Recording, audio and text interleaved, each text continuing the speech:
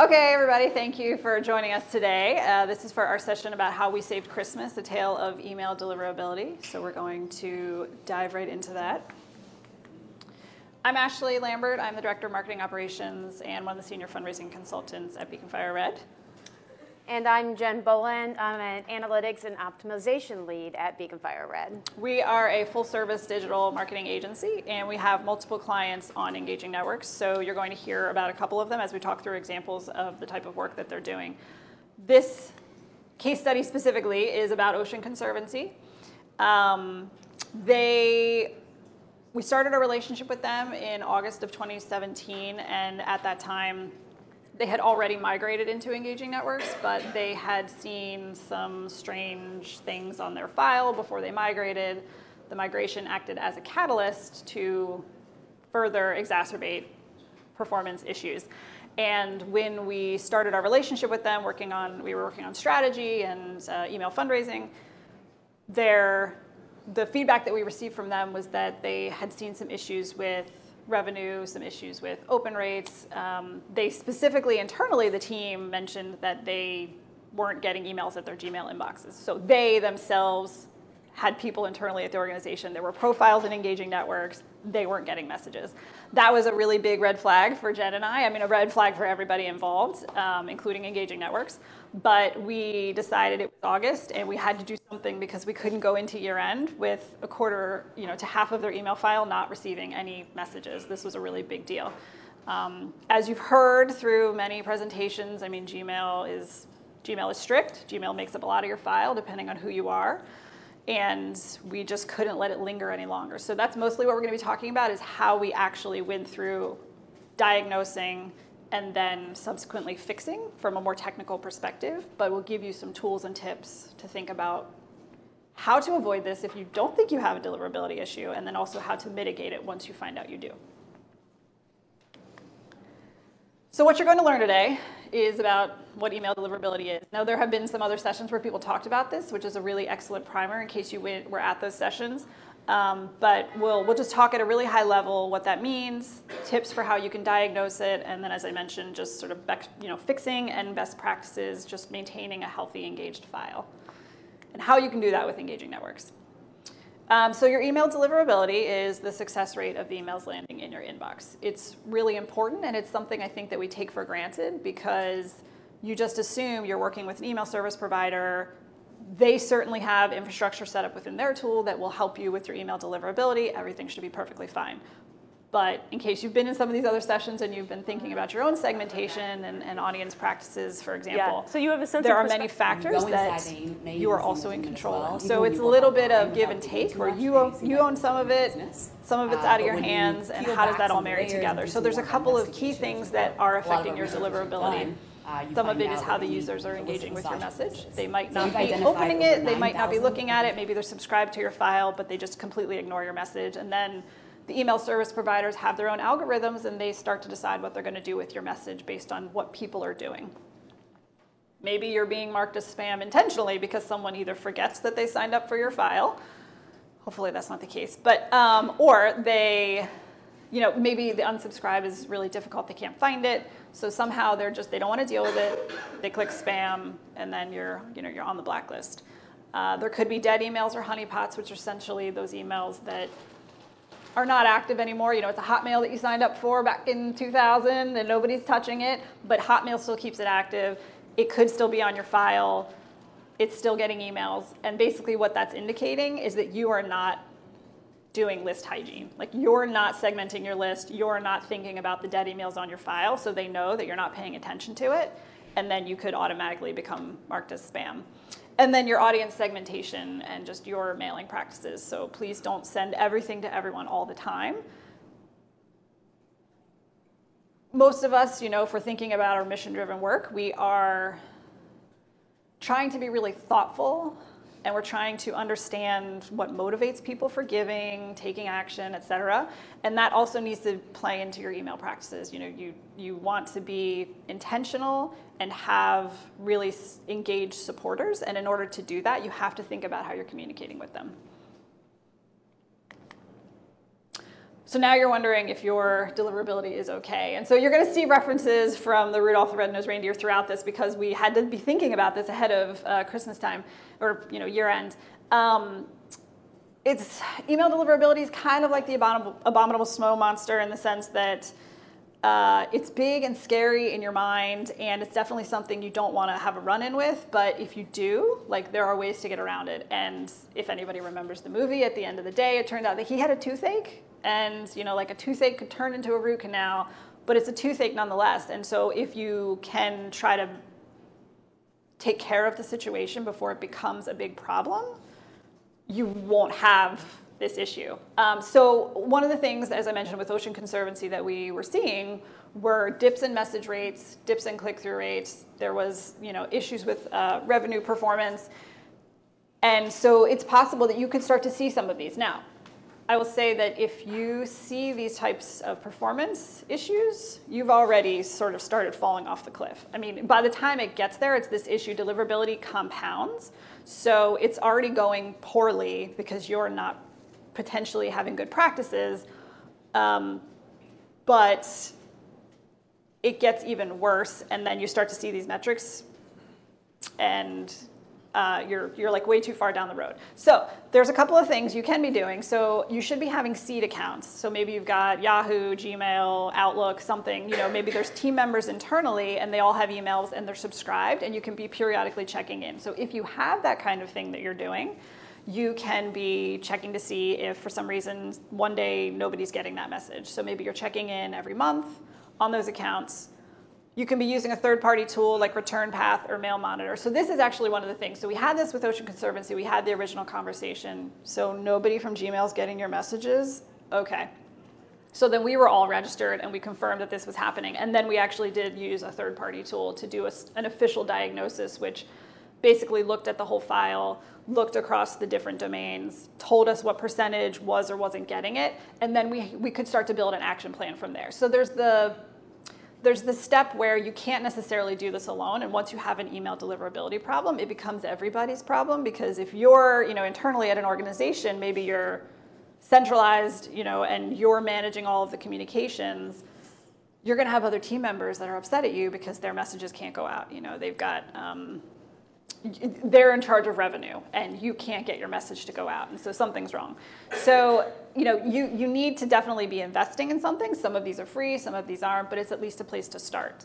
And then after you at least you get that full picture, you can start working with engaging networks. You can start working with your other team members and figure out those next steps. And that's essentially what we did. It was really a true collaboration between us, Engaging Networks, and the Ocean Conservancy team. So we're definitely going to talk about fixing it, but as I was mentioning, when you get to the point where you start to see problems with the performance, you've ventured into uncharted territory. You're like officially on the island of misfit toys. You have to take these steps in order to get back into the good graces of the various email service providers. So Jen's going to walk through this, talk a little bit more in detail. Yes, so basically, we came up with this process, and by following these steps, we were able to restore email deliverability just in time for Giving Tuesday, which in our world, that is saving Christmas. Right. I'm going to go through each of these steps individually, but yeah, these are the basic steps that you really need to take to get back into the good graces of the email gods. So the very first thing that we did was we had to clean the list. We chose this tool called NeverBounce, but there are a number of competitors. I'm just going to tell you what we did with NeverBounce. But the first thing we did was we downloaded all of the supporter records from Engaging Networks, and we ran them through the NeverBounce tool. There is a cost to this. It's like a ½ cent per address, but of course it varies on how many email addresses you're verifying. And basically we got back a list of whether or not the email address was valid or invalid, and then a couple of these other things which they labeled as disposable, catch-all, or unknown. So it was really important for restoring email deliverability. We only wanted to mail to email addresses, at least initially, that were marked as valid by NeverBounce. So what we did is when we got that file back from NeverBounce, we actually created a new field on the supporter record, and we added whatever NeverBounce returned to that so that we could easily add the NeverBounce response to our segmentation. The other thing that we did was we worked with another team that Oceans works with, and they actually implemented on their website form validation with NeverBounce. So each time that somebody tried to submit, whether it was a donation form, an advocacy ask, or even just their general email sign up on their homepage or on their website, that email address had to be validated before it could go into engaging networks. And likewise, whenever they're uploading email addresses, whether it's from Care2 or Facebook, they're also running every single one of those email addresses through NeverBounce before it goes into engagement networks. It only takes one bad email address to get you blacklisted on an IP or with an ISP. Right. So it's really important. So at this point, they're in preventative maintenance mode. They're so doing they kept these services and they're using them moving forward. The next really important thing to do is to go and look at Google's bulk sender guidelines. And there are a whole bunch of steps. Some are really simple and straightforward, so I'm not going to repeat them here because I think you can all read. But I'm going to talk in detail about domain authentication for a moment. You can get to those bulk sender guidelines by just going to bfred.us/gmail. If you want to write that down, it'll take you right to the page. So the big thing here was authenticating your domain with Gmail. And that basically is like closing the feedback loop.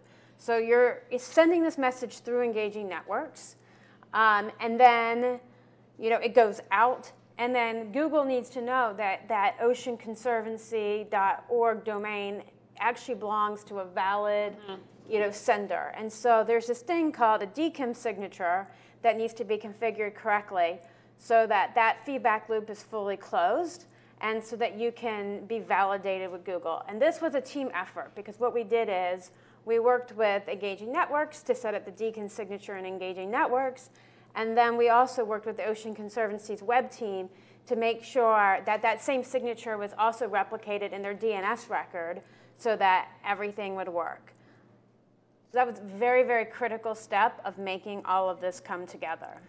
There's a couple other points around the domain. So we worked with Ocean Conservancy to have a few specific email addresses that were only being used to send email. So that was really critical that they weren't being used anywhere else. They weren't necessarily going, from a human's inbox. It wasn't like webmaster@oceanconservancy.org. It also felt like it was coming from a human, but it was only going to be sending from engaging networks. And that's another way for the separation to happen to make sure that the domain is authentic. And I will say also that even though this problem originated with Gmail, that's how we spotted it. The reality is that, Gmail has strict guidelines, so anything you're doing to adhere to those is going to help you across the board for email deliverability, whether it's Yahoo or Outlook, no matter what it is. So the next step is to create a warm-up plan. And what we had to do is we had to decide on an email message that we were going to send, and we were going to send it over a series of several days, starting by sending only 50 people the message on the first day, and then 100 and so forth until we had worked through their list. I believe when we did this, we ended up needing about 12 days, because it's actually the sum of all of these days, to get through their list. So for one thing, what we had to do was put a complete hold on sending all emails for a brief time period. But that was critical. And so as we planned this, we were getting everything set up. We knew what day we were going to launch this. And everybody knew that there could be no other emails that were sent during the time period at which we were doing this warm-up plan. Right. So again, easier said than done if you're in an organization where things are centralized and you're controlling all those emails. If you have teams who are all using the tool, that's a little bit, this is where you sort of have to do the convincing, and just like a village helps to fix this problem. But thankfully, we were able to have a little bit more centralization. Were these randomized, or were they? I'm going to talk about that in just next slide. Good question. So what we really had to do was we had to sort of stagger that warm-up plan. So we were sending to our very best addresses for those first couple days of the send. So basically, your users with engagement scores of 1 and 2, and members of our team. So like a bunch of people on the OC team, a bunch of Beacon Fire staff. We were all hand-seeded into these first couple days of sends, because we were actually going into our inbox the first couple days and marking them as not spam, and sending signals to Google, hey, this isn't spam. And if a large enough number of people do that for each message, you could send that signal and Google will start to deliver your emails. So the first thing we actually had to do was create queries that contained users with an engagement score of 1, and then create another query and download it of all users with an engagement score of 2, etc., and then bring them into one file. And then we used the random number function just to make sure that they were fully randomized within their engagement scores. And this just ensured that, if you have sequential numbers from having uploaded a bunch of people from KR2, you're not like overly concentrating a day 3 send with email addresses from one particular file upload or so forth. So just really to help with that randomization. And so basically, you'll see here, I've got, this is an example file with this, just all you need is a supporter ID, because you're just going to push this data back into Engaging Networks once we've done all of the steps. And then the engagement score. And then this is our random number, and then we can just sort by the random number. And this, again, is just randomizing our data so that we can select it a little better. And then we added this count column, just making it a little bit easier to make sure you're grabbing like the right number of people with each supporter ID, with each engagement score into the file. And I think it'll all make a little bit more sense. I'm going to scooch back to that one in a second. But basically, this is where I planned how many people with each engagement score would get the message each day. And this was my daily volume goal from the warm-up plan. And I didn't match my numbers exactly, but they're pretty close. So you just want to try to get close to that volume increase. But what you want to make sure that you're doing is that your very best users are kind of staggered in these sends, and so that as the IP is getting warmed up, you're introducing more of your poorer performing segments of your list. Right. And this is just a quick pivot table I did of the data after I pulled it out of Engaging Networks, and this just allowed me to see what % of my file belonged to each of the engagement scores, which helped kind of guide how many people I put in each one of these buckets. And you can actually get a copy of this Excel sheet at bfred-us.us/delivery. And use this with your own data to build your own warm-up plan if you needed to. When we were thinking about the content for this message, we talked specifically with OSHA Conservancy about what we could use that would be more engagement focused. I mean, you're not warming up your list with a fundraising message, and not even necessarily with an advocacy message. So what we talked about, we actually created a quiz. We had a quiz that we already used. It was fairly successful. We repurposed it. It was evergreen content. But that's the kind of thing you need to think about if you're doing this, that it's not something that you're really banking on, because you're just trying to get content out there that someone's going to click on. Yeah. The other thing you might want to do is look at your best performing subject lines from before you had your email delivery problem, and try to find a subject line that can be similar that you know will have a big open rate. Go ahead in the back. But just to make a finer point on that, you do want this initial message to be an engagement type email. Correct, yes. Clicks. So, yes, Yeah. you're looking for clicks. That's right, right, yep. But I would say not a fundraising message, because clicks on a fundraising message isn't really helpful. You want them to convert. Not just like a newsletter. No, exactly. I would, yes, very specifically with one call to action that's very specific, but it's just them, like very low barrier. Yeah. Yeah. I mean, even just getting an open from Google is going to start helping send the right signals to them that, hey, this is not a spammer, that this is a good message. So you want a good amount of opens and a good amount of clicks to make sure that you're sending the right signals to Google. Right. And I would say that during this time, we were all very coordinated, again, between Engaging Networks, Oceans, and our team. You know, as soon in the morning, as soon as the message went out, we were all on email together, and we were like, move it from spam, and we were telling each other, you know, where did it land in your inbox, or where did it get, you know, and so we were talking about the different tabs and the different folders it ended up in, and then as soon as that happened, you know, by the first few hours of the business day, our inboxes had all been triaged for that specific message in that day, which, you know, was also good because, you know, it's other people, they've got other things to do, and you're taking up their time as part of your team to help you do this work, so then we could kind of get it out of the way and everybody could go on with their day. And I will say it wasn't until day 4 or day 5 that the emails actually got out of spam and started getting delivered to the promotions tab. So it was a hold your breath kind of situation. Go ahead.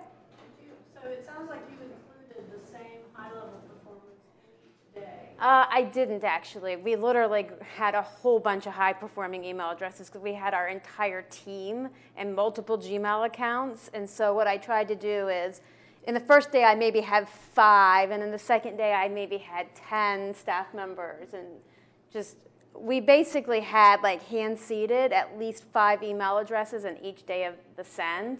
And that we were checking just to make sure. So it wasn't always the same people. Yeah. It was just... Because you don't want to actually send the same message twice because that sends a negative signal to Google. So you needed a new email address each time.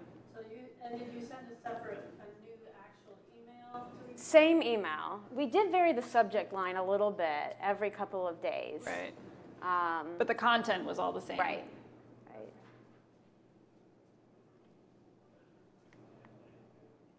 So these are just some checks that we were doing just to make sure that our numbers matched and we had the entire file included in our plan. And then step back here. This is where I would then go in and enter like what day this chunk of people were going to get the message. And I'm not going to lie to you, this was actually a very tedious process that took me several hours to do. But truly, it was critical to ensuring that we were sending those signals to Google, that we were a reliable, reputable sender, and that they should start delivering our emails. All the while, we were working with Engaging Networks on getting a new IP address. So again, you know, they got everything set up for us. They've been working on getting all the signatures, you know, matched and everything, all while we've been working through this warm-up plan. But we still haven't actually moved to the new IP address because we wanted to plan to move to the new IP with the first day of the warm-up send. So that was really critical. Right. Again, you know, all hands, a lot of coordination going on. Then I call this the Beg Google form. But Google actually has a form. Here's a link to it that you can get to. That you can actually say, please reconsider. If somehow I got blacklisted, there'll be a bunch of questions on this form. You'll actually have to paste in the header file from the last email that you sent. And they'll be like, well, what are you seeing? And you submit that form a couple days before you execute the warm-up plan.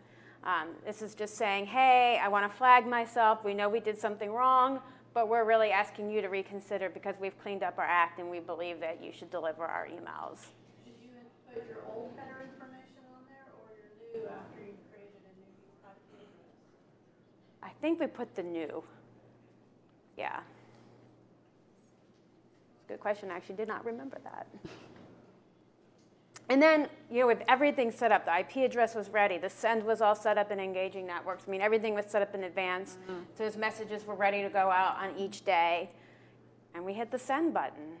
And then, again, we were monitoring all of our personal Gmail accounts. Like pretty much every Beacon Fire Red staff member was looped into checking their email address and helping move these messages, if they were landing in spam, to the promotion or to the inbox, as well as just reporting on where the email landed. So now that you've taken these steps and you've hopefully cleaned up your file and you've gotten things moving well, what are you doing next? And so if you've been to any of these other sessions, you might have heard about the engagement scores or the marketing automation, but they're fantastic tools within engaging networks, and you should absolutely use them. So what we did with Ocean Conservancy was we started leveraging the engagement scores. We are now, suppressing engagement score 11 from all of the sends, especially, so it's really important. We've started reviewing the segmentation again to be thinking more critically about if there are adjustments that need to be made to that, using the marketing automation to be setting up very specific targeted messages, so around the welcome series and reactivation. But I think one of the most important, so in addition to those tools that already exist in engaging networks, just the continuous monitoring using the third-party tools is really critical, because it gives you that level of comfort where they can analyze the list, let you know how things are going, and you can start to feel like just a little bit more confident that you're not starting to backslip. Because again, this is not deliverability. True deliverability is not a metric you can get out of engaging networks. You can't truly get it out of any of these, the ECRMs. And so that's why these third-party tools, they exist, and they're worth it. Yeah. So just to be clear, like when you see that delivered metric in your email reports out of engaging networks, that is just all non-bounced emails. That is not actually guaranteeing that that email landed in the inbox. Right. And again, you'll get, if you're using those tools, you'll get a better sense of which email service provider it is, and if there are specific steps that you might want to take to rectify that for that specific one. So, so really great tools at hand to actually help you do better audience segmentation and targeting of content, which will keep you from getting in the hot seat. So all that to say, Rudolph saved the day, and we collectively as a team at large saved the day. And so the list was in good health, much better health. We were still, getting there, but we were in mostly good health by the time we hit Giving Tuesday. And now we continuously have check-ins about it. We're talking with the client on a regular basis. We're looking at the data. We're monitoring information in engaging networks. And so if, you just have to be diligent about it, it's think about it as your annual checkup. Like you go to the doctor, you need to check your emails and your deliverability. Anything else? I think just questions. No, I think that's it. Questions? Yes. I know I keep asking a lot of questions. We're having this problem. Gotcha. Okay. So getting rid of everything that is engaging networks, engagement factor 11, basically is a 12-month window, right? Yes. So in our sort of advocacy situation, we're doing state-level work that only wraps up every 2 years. So there's kind of a low activity to be expected. We're a small organization. We can't throw a lot into stuff that when there's nothing really happening. Right. So we have this window of expected low engagement that's where we are just coming out of it. Everybody's going to be in engagement score 11. So we have this sort of every 2-year period where it's fairly expected that lump will get bigger. Right. So now I'm trying to figure out if there's a more nuanced way to identify and roll off people who are inactive without assuming that past 12 months is the right time frame. I mean, I would just think, is there any kind of evergreen content that you could be emailing during the off season to try to, all it takes is somebody opening an email address to get back into that engagement score of 10 or less. Yeah. And so, working through some automated messages, you may have a unique thing where you're going to have to use the engagement score and the acquisition date. You may find, if you can afford to do this, that you need to use Facebook to like retarget people and re-engage them. Because if you can get them to do like sign a pledge for your organization, that activity on the same email address would then requalify them and get that email address back into your email stream. Right, because it's not necessarily an email. They might be interacting with the landing page specifically. Because I feel like the evergreen content is probably from an email perspective, going to be your best bet. Otherwise, the engagement scores just don't really, utilizing them as part of your suppressions doesn't really make sense because you just won't be able to access those people. But So you would not recommend any kind of re-engagement series aimed at that block? I would be re-engaging with them before, before they fall off, ideally. Yeah. Because it takes one right. rotten So now you're apple, triaging, you know, to poison the bunch, unfortunately, and it's it's a little bit tricky when you're trying to re-engage them once it's been that long for communication. And we had a couple of things like that with Ocean Conservancy where there was data, they've got an app and there's data that we potentially wanted to import, and there are people that hadn't been communicated with. They engage during the International Coastal Cleanup once a year, and they don't necessarily hear from anyone outside of that because they're doing the cleanup with the app, and we made a conscious decision not to import those people because that could immediately tank your file. So I feel like if they've been inactive for that long, but the retargeting, that, if you wanted to do the advertising, that's going to probably be the best bet because then you're not, it wouldn't touch your email deliverability.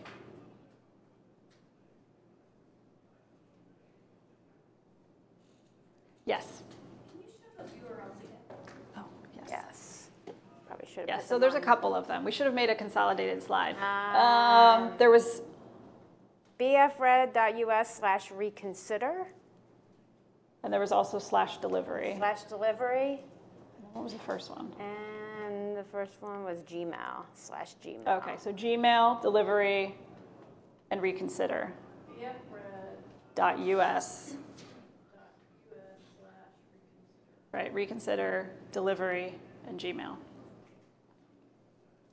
Yes. Were there any unexpected outcomes from the sends themselves, since you were touching pretty much the entire file with engagement? Well, we weren't actually touching the entire file because we did not use in the warm-up plan anybody with a score greater than 11 or greater. So in some ways, the file, shrunk a good bit because it was too risky, particularly right before year end, to potentially, repoison the well and end up back on the blacklist again. Even though we knew we had a clean list at that point, we had talked about potentially trying to reintroduce people who had fallen off the list and who had come onto the file within like a 2-year period. We've also talked about doing the Facebook thing because that is a less dangerous way to essentially execute that same plan. But just... I don't think there was anything unsurprising. I mean, I think taking 3 days to get back into right. the I think what inbox. surprised us most was that we actually were able to get it back in decent shape in time for year end. We really weren't sure how it was going to go, and I think that actually surprised us. And so this is why I feel like it's the kind of thing you want to try to avoid if you can. And yes, it takes time, and you have to be diligent about it, but it's not the end of the world. I think it depends on your situation. Like there might be files where it takes years, but I think in our case, we had good response, and so there's still hope, is what I'm trying to say. Yeah. Any other questions? No? Okay. All right. Great. Thank you, everyone.